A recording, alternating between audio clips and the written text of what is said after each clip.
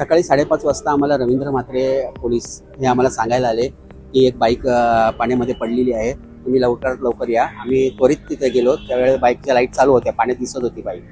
लाईटच्या साईडने आम्ही उडून तेव्हा एकाला काढण्यात आलेलं आहे यश आम्हाला. दुसरा काढण्यासाठी आम्ही प्रयत्न करत होतो, पण तर काही आम्हाला हाताला लागलंच नाही. तोपर्यंत आम्ही बाईक काढली पुढे मारून.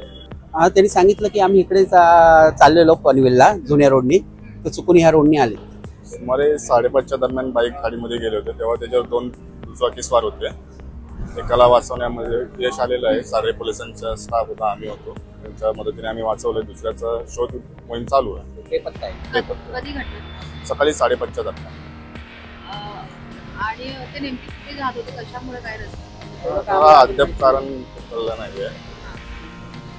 ऍक्सिडेंट झाल्यानंतर आम्ही असं बचाव कार्य चालू केलं. या आधी सुद्धा ऑडी गाडी पण या ठिकाणी गेली होती, तर काय तुम्ही आव्हान करू शकता? आव्हान असं आता नागरिक सतर्क आहेत. आता आम्ही काय आव्हान करतो, आणि जरी स्वतःची काळजी घ्यावी, व्यवस्थित ड्रिंक करू नये.